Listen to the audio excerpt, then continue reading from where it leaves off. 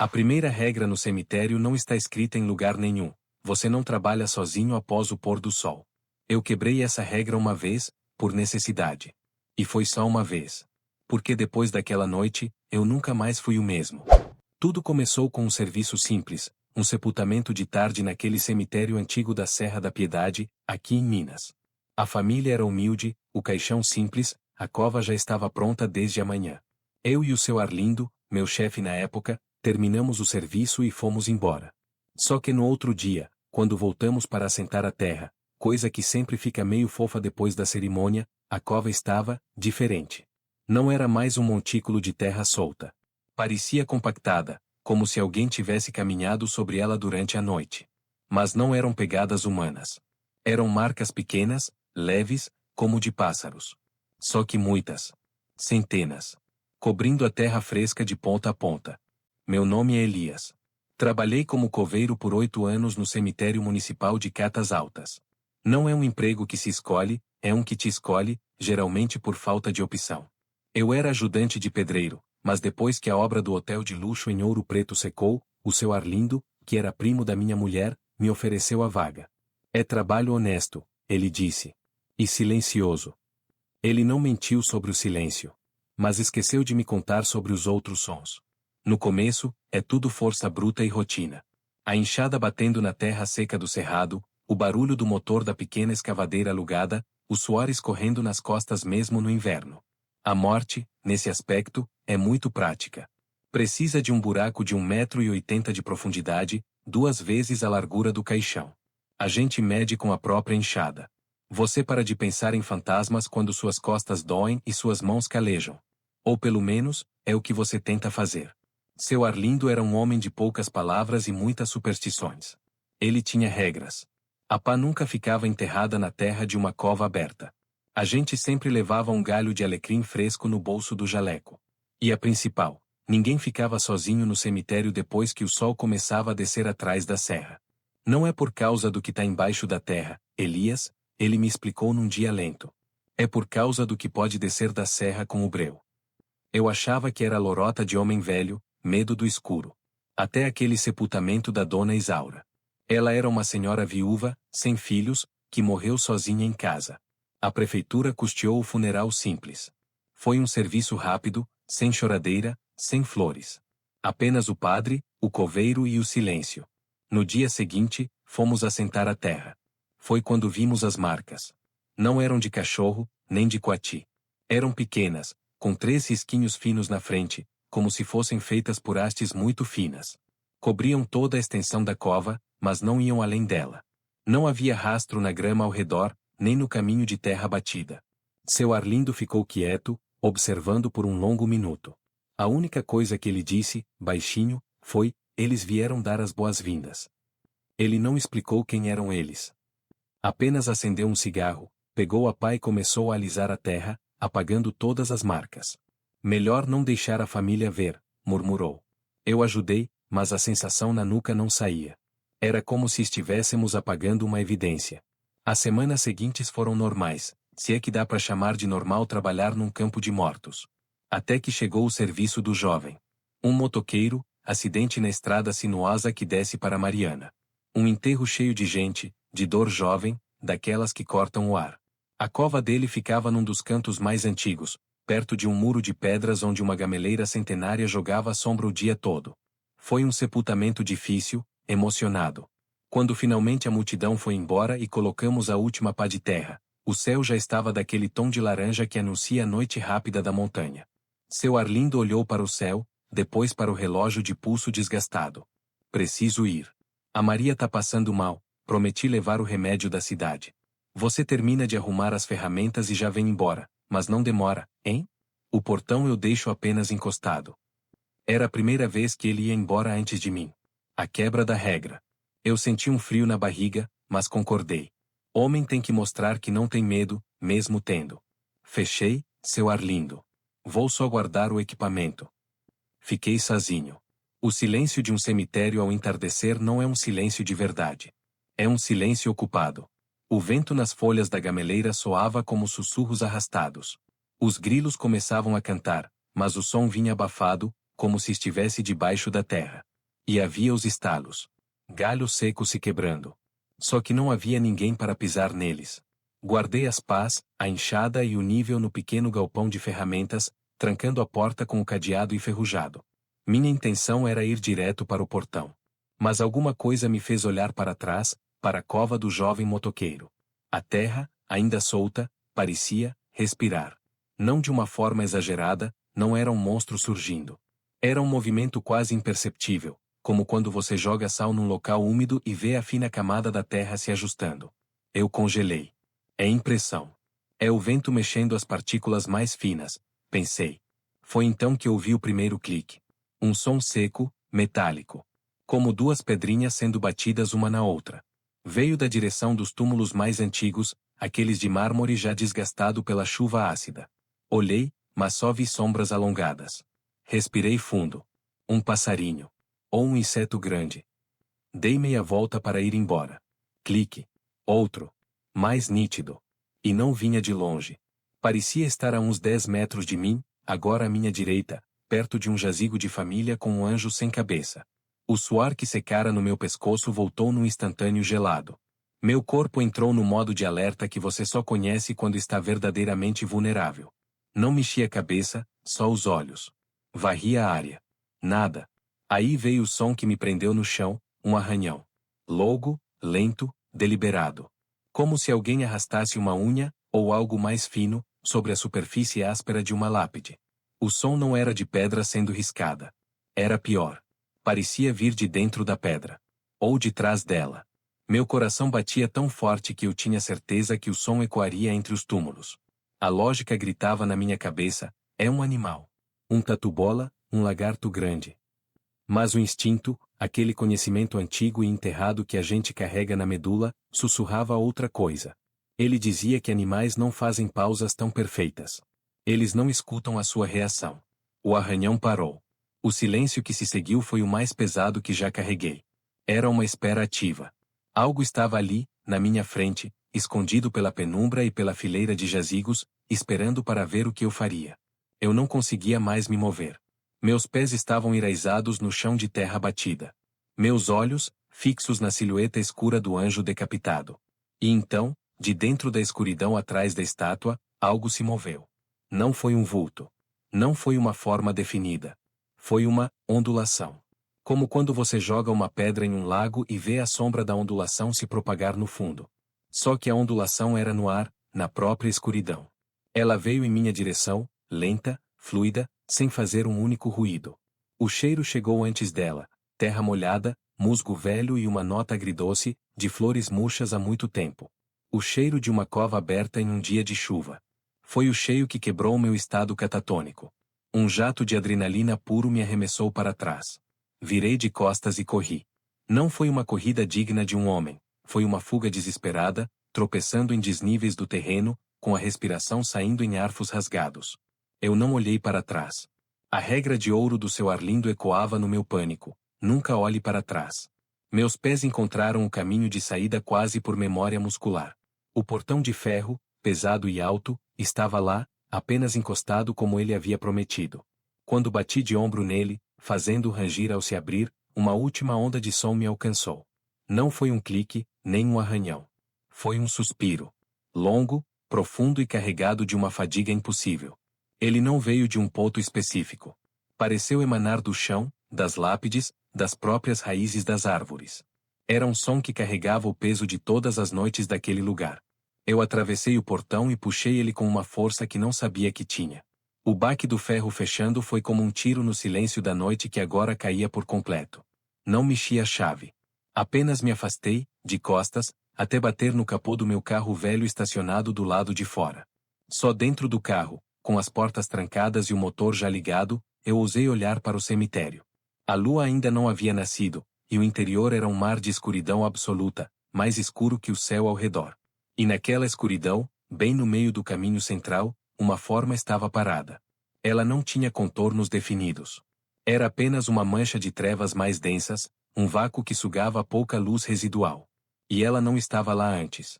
Estava agora. E, pela primeira vez, eu tinha a certeza inabalável, absurda e aterrorizante, ela estava me observando. Minhas mãos tremiam tanto que mal consegui engatar a primeira marcha. Quando os faróis do carro finalmente cortaram a estrada de terra, iluminando a mata à frente, eu não olhei mais para trás. Mas no retrovisor, por uma fração de segundo, juro ter visto um brilho fraco e pálido, como de vagalumes, pairando sobre o lugar onde a cova do jovem motoqueiro havia sido aberta. Eu não dormi naquela noite. Fiquei sentado na cozinha da minha casa, uma casinha simples no alto de um morro em Catas Altas, olhando para a xícara de café que esfriava na minha frente. Cada som normal da noite, o vento no telhado de zinco, um cachorro latindo ao longe, o chiado do rádio-relógio da sala, me fazia saltar. Meu corpo ainda estava em estado de choque, mas minha mente rodava sem parar. O que eu tinha visto? Uma ilusão de cansaço? Um animal grande, um lobo-guará talvez, e meu medo tinha feito o resto? Eu me agarrei a essas explicações com a força de um homem se afogando. Era isso. Tinha que ser isso. No dia seguinte, cheguei ao cemitério antes do seu Arlindo. O sol da manhã batia forte, lavando o lugar com uma luz dourada e impiedosa que parecia banir qualquer fantasma. O portão de ferro, agora fechado com a pesada corrente e o cadeado, parecia apenas um portão. As lápides eram só pedras. O galpão, apenas um galpão. O ar cheirava a terra e a eucalipto, não a túmulos abertos. Meu coração, aos poucos, foi desacelerando. Foi só o susto, murmurei para mim mesmo, enfiando a chave no cadeado. Foi quando vi as marcas no chão. Do lado de dentro do portão. Eram pegadas. De terra úmida e fina, o mesmo barro marrom avermelhado da cova do jovem motoqueiro. Elas vinham da direção dos túmulos antigos, atravessavam o caminho central e paravam, exatamente do outro lado do portão, onde eu tinha ficado parado na noite anterior. Eram pegadas humanoides, mas erradas. Muito compridas e estreitas, como se os pés não tivessem dedos, apenas uma ponta afilada. E o espaçamento entre uma e outra era enorme. Quem quer que tivesse feito aquilo dava passos de mais de 2 metros. O café da manhã subiu pela minha garganta. Eu me segurei no portão para não cair. As explicações racionais do dia evaporaram como orvalho nas pedras. Aquilo era real. Algo tinha caminhado até o portão depois que eu saí. E tinha ficado ali, do outro lado, me observando ir embora. A caminhonete velha do seu Arlindo chegou rangendo na estrada de terra. Eu, rapidamente, como um criminoso apagando uma prova, arrastei a sola do meu botão por cima das marcas, dissipando-as na terra batida. Quando ele desceu do carro, com sua lata de café e um pão de queijo, eu estava tentando acender um cigarro com mãos que ainda tremiam. Bom dia, Elias. Dormiu bem? Ele perguntou, com um olhar que parecia escavar o meu rosto. Mais ou menos, seu Arlindo. O calor tá demais. Ele passou por mim, abriu o portão e parou. Seus olhos, experientes e cansados, escanearam o chão onde as marcas tinham estado. Ele não disse nada. Apenas tomou um gole de café, olhou para o céu e depois para a gameleira no canto antigo. A cova do motoqueiro, você assentou a terra direitinho ontem? A pergunta me pegou de surpresa. A terra ainda estava solta. Ia assentar hoje. Não precisa, ele disse, começando a andar em direção ao galpão. A família pagou por uma cobertura de grama sintética. Vem chegando hoje de tarde. Só precisamos aplainar. O alívio foi tão intenso que quase me fez fraquejar. Não precisaria ficar perto daquela cova. Mas o alívio durou pouco. O dia foi de trabalhos leves. Cavamos uma sepultura nova na parte nova do cemitério, longe da gameleira. Seu Arlindo estava mais quieto que o normal. O silêncio entre nós era pesado, carregado de perguntas não feitas. Na hora do almoço, sentados na sombra do galpão, ele quebrou o silêncio. Você, ouviu alguma coisa ontem? Quando ficou sozinho? A pergunta saiu em um tom casual, mas seus olhos estavam fixos nas montanhas ao longe. Eu hesitei. A vergonha de admitir meu medo brigou com a necessidade de entender. Ouvi uns barulhos estranhos, sim. Cliques. Um arranhão. Achei que fosse bicho. Ele assentiu lentamente, como se eu tivesse confirmado algo que ele já sabia. O pior não são os bichos, Elias. São os outros. Que outros? Ele virou o rosto para mim. Os anos trabalhando sob o sol tinham craquelado sua pele como a terra seca do cerrado, mas seus olhos eram de um azul desbotado e penetrante. Aqueles que a terra não segura. E aqueles que nunca chegaram a ser enterrados de verdade. Ele fez uma pausa, escolhendo as palavras. Esse cemitério é antigo. Muito antigo. Antes de ser cemitério municipal, era um cemitério da igreja. E antes disso, os mais velhos diziam que era um lugar de passagem. Um caminho. Um caminho para onde? Seu Arlindo encolheu os ombros e cuspiu no chão. Quem vive não precisa saber. Só precisa respeitar as regras. E você quebrou uma. Seu olhar se tornou duro. Nunca mais fique aqui sozinho depois do sol se pôr. Entendeu?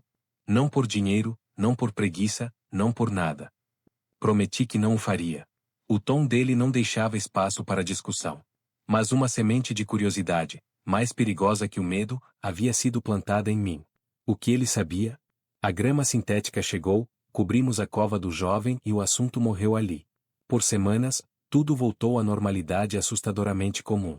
Até que chegou o inverno, e com ele, as encomendas. Em cidades pequenas do interior, as pessoas mais velhas, as que têm alguma previsão sobre o fim, às vezes fazem o que chamam de encomenda. Vão até a funerária, escolhem o caixão, às vezes até a roupa, e pagam tudo adiantado. É uma prática comum. O que não era comum foi o que aconteceu com a encomenda do Sr. Heitor. Heitor era um homem rico, dono de terras. Sua encomenda era um caixão de madeira nobre, forrado, com alças de bronze. Custou uma pequena fortuna, uns $3.000 na época. O caixão ficou guardado no depósito da funerária, que fica no anexo do próprio cemitério, um galpão maior e sempre trancado. Seu Arlindo foi chamado para ajudar a receber e armazenar o caixão. Eu fui junto para carregar peso. O caixão era pesado, imponente, cheirava a verniz novo e madeira cara. Colocamos ele em cima de 2 cavaletes no fundo do depósito, coberto com um pano preto. O agente funerário nos entregou a chave do cadeado novo. O Sr. Heitor é meticuloso. Quer ter certeza de que vai tudo como ele escolheu. 3 noites depois, seu Arlindo recebeu uma ligação do próprio Sr. Heitor, aos berros.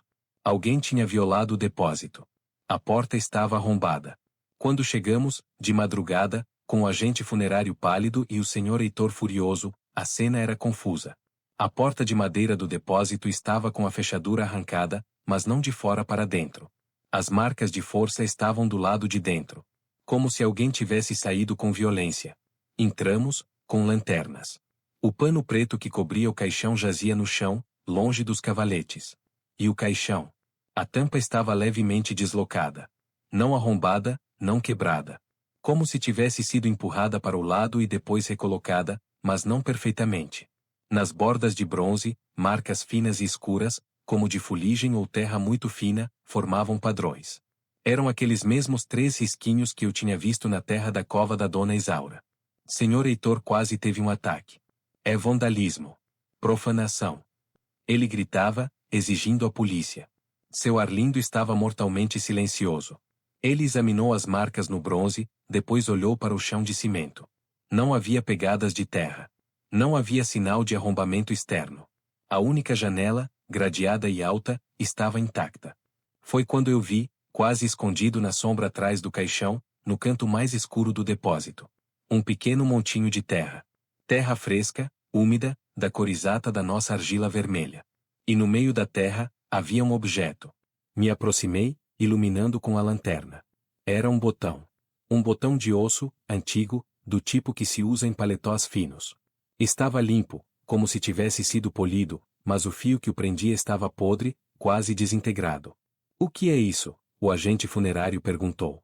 Seu Arlindo chegou perto, pegou o botão com o lenço. Seu rosto perdeu toda a cor. Ele olhou para o Sr. Heitor, e depois para mim. Isso não é do caixão novo, ele disse, a voz rouca. Isso é muito mais velho. O que está insinuando? Rosnou Heitor. Nada, senhor. Só que, às vezes, quem já está aqui se incomoda com a chegada de coisas muito novas. Muito chamativas. Seu olhar pousou na tampa deslocada do caixão. Às vezes, eles vêm ver. A explicação era absurda. Mas naquele depósito frio, com o cheiro de madeira nova e terra velha no ar, ela pareceu a única possível. A polícia foi chamada, fez um boletim de ocorrência por vandalismo, mas não havia pistas. O caso esfriou. O caixão foi consertado e guardado em outro lugar. Mas eu não conseguia tirar da cabeça a imagem do botão de osso. Alguns dias depois, quando estávamos arrumando uma gaveta de documentos antigos no escritório minúsculo do cemitério, encontrei uma pasta com plantas e registros muito velhos. Em uma folha amarelada, um desenho à mão mostrava a planta original do cemitério. E nele, na área onde hoje ficava o depósito, estava marcado, Cova Comum, 1888. Mostrei para seu Arlindo. Ele olhou para o papel, depois para a parede, como se pudesse ver através dela. Fez um som baixo, entre um suspiro e um gemido. O que era essa cova comum? Perguntei. A febre amarela, ele respondeu, sucinto. Veio pelo rio, matou muita gente rápido. Não dava tempo de enterrar todo mundo direito. Enterravam em valas. Ele apontou para o desenho. Aqui. O depósito foi construído em cima. E o botão? Ele fechou a pasta com força. Não fale mais sobre isso. E não fique remexendo papéis velhos. Algumas coisas precisam ficar esquecidas. Mas era tarde. A semente da curiosidade agora era uma árvore com raízes profundas e sombrias. Eu comecei a notar outros detalhes, padrões que seu Arlindo parecia ignorar de propósito. Os túmulos mais antigos, próximos à gameleira, tinham suas lápides sempre levemente úmidas na base, mesmo em semanas de seca. As teias de aranha entre os jazigos nunca eram retas, elas sempre formavam padrões caóticos, como se tivessem sido balançadas durante a noite. E os pássaros? Eles cantavam em todo o morro, menos dentro dos limites do cemitério. Lá dentro, era um silêncio alado. A gota d'água final foi o sumiço das ferramentas. Começou com uma pá. Depois um nível. Pequenas coisas. Nós atribuímos a nossa própria desorganização. Até que uma manhã, a pequena escavadeira, velha e enferrujada, mas essencial para cavar as covas na terra dura, não pegou. Seu Arlindo foi ver. O tanque de combustível estava vazio. Mas não havia cheiro de gasolina no chão, não havia vazamento. E o mais estranho, o marcador de óleo estava no mínimo. Como se o motor tivesse funcionado por horas, sozinho, durante a noite. Foi quando eu, andando pela borda do cemitério, encontrei a primeira ferramenta desaparecida. A pá estava enterrada até o cabo em um canto afastado, perto do muro de pedras da gameleira. A terra ao redor dela estava revolvida, mas não havia cova ali. Era como se alguém tivesse tentado cavar algo e depois tapado às pressas. Puxei a pá. Na lâmina, grudada na argila úmida, havia uma mecha de cabelo. Cabelo longo, grisalho, fino. E amarrado no cabo, com um fio de seda desfiado, estava outro botão de osso. Igual ao primeiro. Trouxe a pá para seu Arlindo. Quando ele viu o botão, seu queixo se contraiu. Ele não parecia mais assustado. Parecia, resignado. Como se um prazo tivesse se esgotado. É hora de você saber, ele disse, a voz tão baixa que eu quase não ouvi. Não é só sobre ficar sozinho à noite. É sobre não atrapalhar o sono deles. E às vezes, é sobre não atrapalhar o caminho deles. Que caminho, seu Arlindo? Fale claro, eu implorei, a paciência se esgotando diante do medo constante. Ele olhou para a gameleira, para aquela sombra permanente que ela lançava. O caminho para casa, Elias. Eles estão sempre tentando achar o caminho de volta para onde foram enterrados. Mas as valas foram cobertas, os túmulos foram mudados de lugar, o cemitério foi expandido, eles se perderam. E o que está perdido e não descansa, às vezes fica bravo. Às vezes fica curioso. Ele virou para mim. O caixão novo, caro, brilhante, era como um farol na escuridão para eles. Alguém veio olhar. Alguém que ainda veste um paletó com botões de osso. E as ferramentas? A escavadeira. Sinais, ele suspirou. Eles tentam cavar. Tentam achar o lugar certo. Mas não sabem mais onde é. Eles usam o que encontram. Ele pegou a pá de mim, arrancou o botão e o jogou longe, em direção à serra. Amanhã é dia de finados. Vai vir muita gente. Depois que passar, nós vamos ter que fazer uma coisa. O quê? Um aterro. Simbólico. Ele não explicou mais. Disse apenas que eu deveria trazer uma garrafa de cachaça boa, velha, e um saco de sal grosso. Naquela noite, o medo tinha um gosto novo. Não era mais o susto agudo de um barulho na escuridão. Era um frio profundo, uma compreensão lenta e horrível de que eu trabalhava, todos os dias, em cima de um labirinto de sono e memória perdida. E que alguns daqueles que estavam perdidos nesse labirinto, estavam acordados. E pior, estavam interessados na gente. O dia de finados na serra é uma coisa solene e colorida.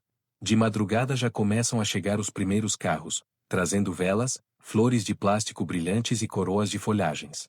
O silêncio habitual do cemitério é substituído pelo murmúrio baixo das rezas, pelo choro contido, pelo barulho de baldes de água sendo arrastados para limpar lápides. É o dia em que os vivos tomam conta do lugar, e a energia é tão densa de saudade que quase parece empurrar qualquer outra presença para longe. Quase.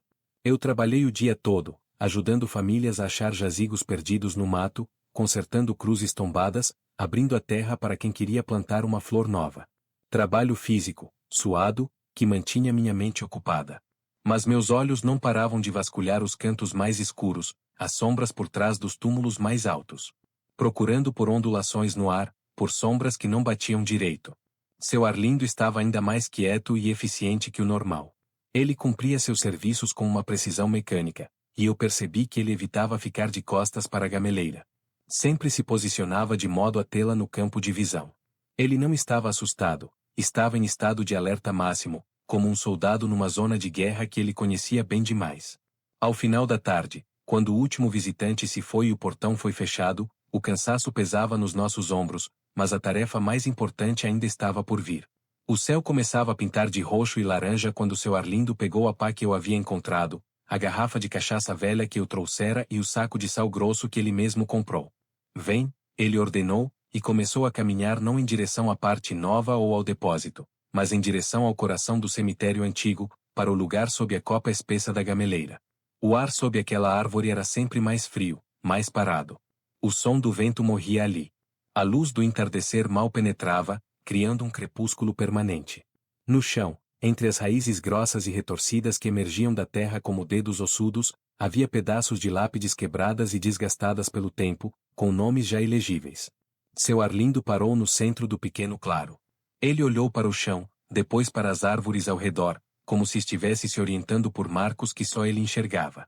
Aqui, ele disse, apontando para um ponto específico onde a terra parecia mais escura, mais úmida. Cava. Não precisa ser fundo. Uns 50 centímetros. O quê? Por quê? Perguntei, a relutância clara na minha voz.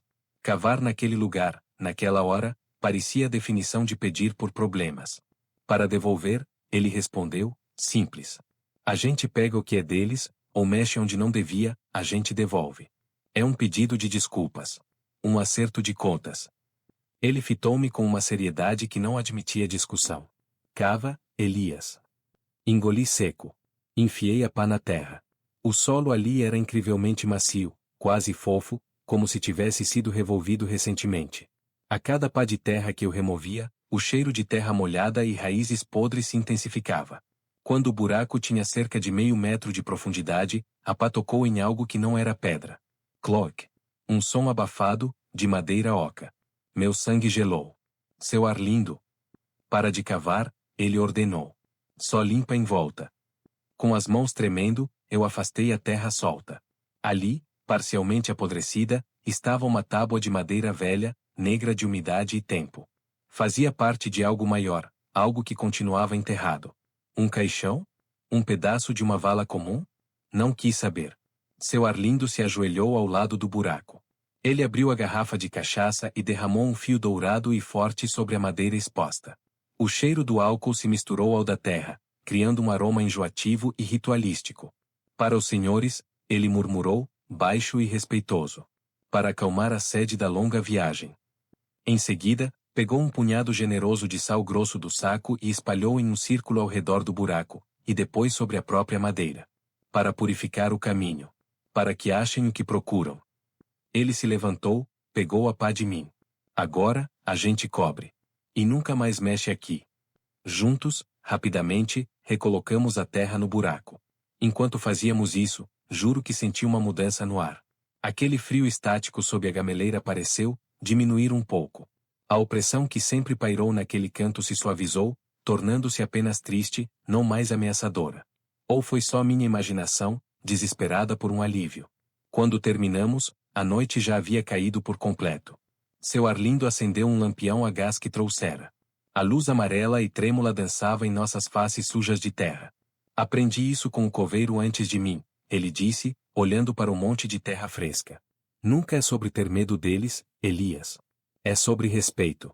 Eles estão presos aqui, na memória dessa terra. A gente, que mexe nela todo dia, Somos como porteiros. Às vezes, a porta rende. Às vezes, alguém do lado de dentro tenta abri-la. Nosso trabalho é manter a fechadura oleada e não ficar cutucando a fechadura para ver o que tem dentro. Naquela hora, tudo pareceu fazer um sentido torto. As regras, os rituais, o medo. Era um equilíbrio frágil, uma coexistência forçada com algo que não se podia nomear, só sentir. As semanas que se seguiram foram as mais tranquilas desde que eu tinha começado a trabalhar lá. Nenhum barulho estranho. Nenhuma ferramenta desaparecida. As covas novas permaneciam intactas, sem marcas. A paz era tão palpável que eu comecei a acreditar que o ritual havia funcionado. Que tínhamos acalmado as águas revoltas daquele solo. Foi num dia comum, ensolarado e quieto, que o último serviço chegou. O sepultamento de uma criança. Era um menino de 8 anos, uma doença rápida e cruel. O caixãozinho branco parecia uma coisa de brinquedo, leve e trágica. A dor da família era um animal vivo, rasgando o silêncio do cemitério com gritos e lamentos que ecoavam nas pedras. Foi o enterro mais difícil que eu já fiz. Quando baixamos o caixão na cova, rasa, na parte nova do campo, e começamos a jogar a terra por cima, o som abafado da terra batendo na madeira me perseguiu por dias. Mas não foi a tristeza do serviço que me quebrou. Foi o que aconteceu depois que todos foram embora. A mãe da criança, uma mulher jovem e destroçada, tinha deixado para trás, esquecido em cima da terra ainda solta da cova, o brinquedo favorito do menino, um carrinho de bombeiro, vermelho e amarelo, de plástico. Seu Arlindo viu e suspirou. Guarda isso, Elias. Depois a gente entrega na funerária, eles devolvem para a família. Ele foi levar as ferramentas para o galpão. Eu me aproximei da cova, o coração apertado. Peguei o carrinho. Estava limpo, quase novo. Naquele momento, uma brisa súbita e gelada, vinda do nada em um dia sem vento, soprou forte. Ela levantou a poeira da terra fresca da cova da criança e a levou em direção ao cemitério antigo. E junto com a poeira, veio um som. Não era um clique, nem um suspiro. Era um choro. Muito baixo, muito distante. Como o choro de uma criança abafado por várias paredes. Ele não vinha de uma direção só. Parecia emanar do próprio chão, subindo pelas solas dos meus botões. E então, vi. No limite entre a parte nova e a parte antiga, onde a grama mal crescida encontrava a terra batida e as primeiras lápides antigas, uma figura estava parada. Desta vez, não era uma sombra sem forma. Tinha uma silhueta baixa, magra. Um contorno de um homem muito velho, curvado, usando o que parecia ser um chapéu e um casaco comprido. Era opaco, como uma fumaça densa, mas eu conseguia ver as árvores atrás dele, distorcidas como através de um vidro sujo. Ele não se moveu. Não fez nenhum gesto ameaçador. Ele apenas observava. Não a mim. Observava a cova fresca da criança. E na mão dele, na mão que era apenas um borrão de trevas mais escuras, havia um brilho pálido. O brilho de 2 pequenos pontos de luz. Como 2 botões de osso, refletindo uma luz que não existia. A compreensão me atingiu com a força de um trem. Ele não estava bravo. Não estava perdido naquele momento. Ele estava, de vigília. Cuidando. Recebendo. O choro abafado cessou. A brisa gelada morreu. Aos poucos, como uma fumaça sendo sugada por uma fresta, a figura começou a se desfazer. Não para os lados, mas para baixo. Como se estivesse sendo absorvida pela terra entre as raízes da grama. Em segundos, não havia nada ali. Apenas a luz comum do fim da tarde. Mas o cheio ficou. Terra, musgo e uma ponta de flor de laranjeira murcha. Seu Arlindo voltou e viu meu rosto. Não precisou perguntar. Ele seguiu meu olhar para o local vazio e seu próprio rosto se fechou em uma expressão de profunda fadiga. Você viu? Não era uma pergunta. Eu só consegui acenar com a cabeça, sem fala. É isso, ele disse, simples. Às vezes, eles vêm. Para os deles. Para se certificar de que está tudo certo. Ele olhou para o carrinho de bombeiro na minha mão. Guarda isso. Não devolve. Naquela noite, em casa, eu não conseguia parar de olhar para o carrinho vermelho e amarelo em cima da mesa. Não era medo que eu sentia agora. Era algo maior, mais esmagador. Era o peso de ter visto por trás da cortina. De saber que aquela rotina de terra, suor e silêncio era apenas a superfície de um oceano de memória, saudade e uma existência incompreensível que continuava, presa a um pedaço de terra na serra. Eu não era mais apenas um coveiro. Eu era uma testemunha. E uma testemunha daquilo não tem lugar no mundo dos vivos que seguem em frente sem olhar para trás. No dia seguinte, entreguei minha demissão ao seu Arlindo. Ele não tentou me convencer a ficar. Aceitou com um aceno quieto. Você viu demais, ele disse. É melhor ir mesmo. Peguei minhas coisas do galpão pela última vez. Na saída, parei no portão. Olhei para trás, para as fileiras de pedra sob o sol. Parecia inofensivo. Pacífico. Só eu sabia da cidade silenciosa e inquieta que existia debaixo daquela paz. Seu Arlindo veio até mim e colocou uma mão pesada no meu ombro. Leva isso, ele disse, colocando na minha mão um dos galhos de alecrim seco que ele sempre carregava. E lembra, algumas portas, uma vez abertas, não fecham totalmente nunca mais. Você não trabalha mais aqui, mas o que você viu, isso fica. Aprende a viver com isso sem deixar que te consuma. Saí. E nunca mais pus os pés em um cemitério após o pôr do sol. Nem como trabalhador, nem como visitante. Anos se passaram. Arranjei um emprego numa serraria, longe dali. O cheiro de madeira fresca substituiu o cheiro de terra velha. Mas às vezes, no inverno, quando a neblina desce densa da Serra da Piedade e encobre o mundo, trazendo aquele silêncio úmido e abafado, eu ainda sinto um frio na nuca. E se eu prestar atenção, bem no limite da audição, entre o farfalhar das folhas no vento, às vezes acho que ouço. Não cliques. Não arranhões. Mas um longo, longo suspiro. E o leve tilintar de dois botões de osso, batendo um no outro, levado pela névoa.